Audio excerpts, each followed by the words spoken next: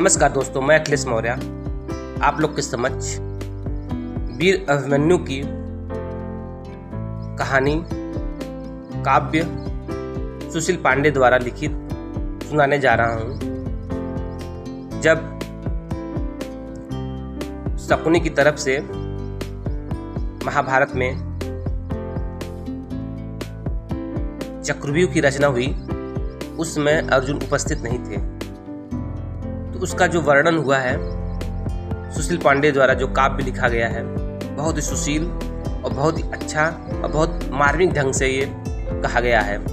ये वीडियो आपको जरूर पसंद आएगा, प्लीज़ आप इसको पूरा सुने। जब कुरुक्षेत्र की सरभूमि में सरसैया पर भीष्म हुए, तब कुरु कलंक के नैनों में क्रोधाग्नि लगी और भीष्म हुए। गुरुदेव बनेंगे सेनापति, यह चाल चली थी शकुनी ने, जिसमें फंसकर सब जूझ रहे वह जाल बुनी थी शकुनी ने। इस बार चाल चली थी चाल अजब, जिसमें न कोई संधि हो। गुरुवर द्वारा वह ज्येष्ठ पांडुसूत समरभूमि में बंदी हो।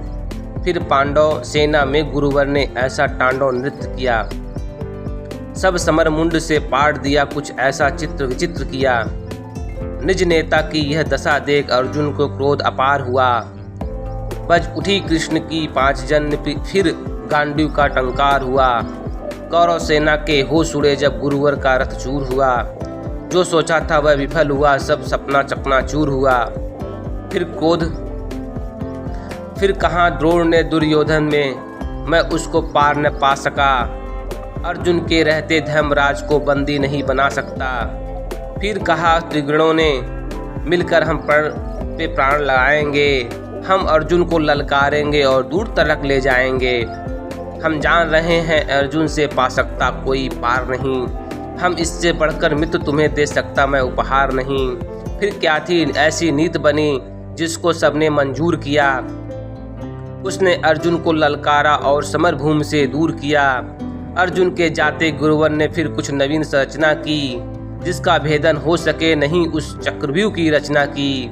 पांडव सेना भयभीत हुए, यह देख शत्रु दल सुखी हुए। जो सदा शांत चित रहते थे वो धर्मराज भी दुखी हुए। निज सैन्य तात को दुखी देख फिर शेर बर रण को जगना था। जो धनी धनुष के बनते थे उनको भी नाक रगड़ना था।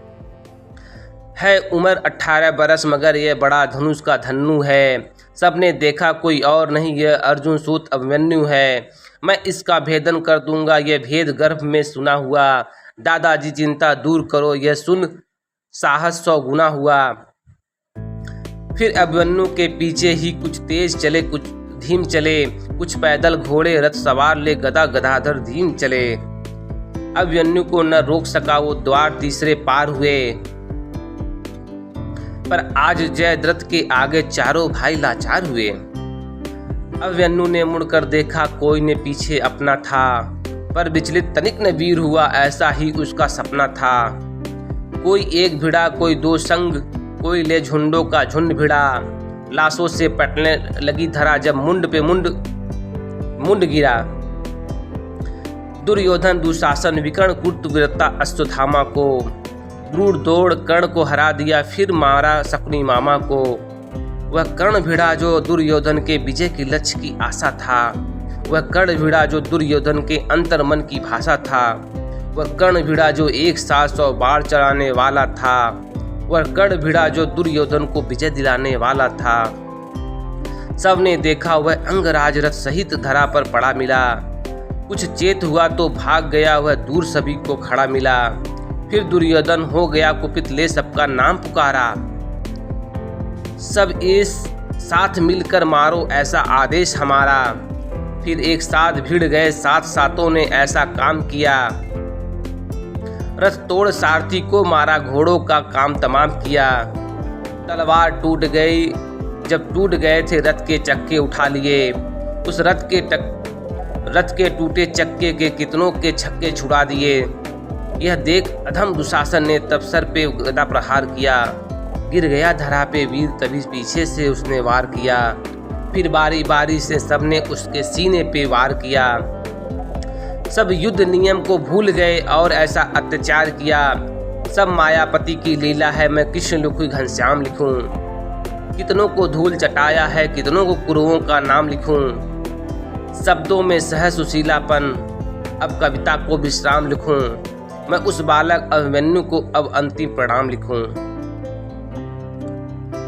ये कविता सुनते ही दिल में जोश, उमंग, शरीर का रोम रोम कांप उठता है। कितना गलत हुआ था वीर अभिमन्यु के साथ, लेकिन इसमें बहुत से ऐसे तत्व छिपे हैं। जैसे वीर अभिमन्यु के बारे में कहा जाता है कि जब परिवार पर इज्जत आती है तो अधूरा ज्ञान लेकर भी आप युद्ध में उतर सकते हैं। और दुर्योधन के बारे में कहा जाता है कि उन्होंने अपनी जीत के लिए सारे नियम ध्वस्त कर दिए। यही तो आज का कलयुग है।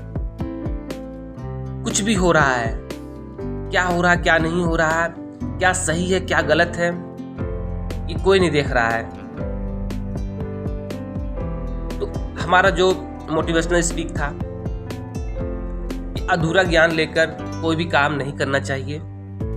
हाँ, जब परिवार पे आएगा तो कुछ भी किया जा सकता है।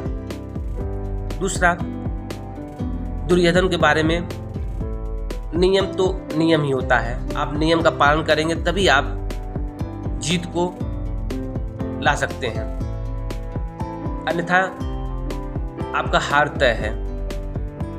सत्य, निष्ठा, नियम, अनुशासन, ये सब ऐसे प्रकाष्ठ हैं जिसका पालन करना ही पड़ेगा। अगर ये वीडियो आपको अच्छा लगा हो प्लीज़ लाइक, शेयर और सब्सक्राइब जरूर करें। जय हिंद, जय भारत, वंदे मातरम।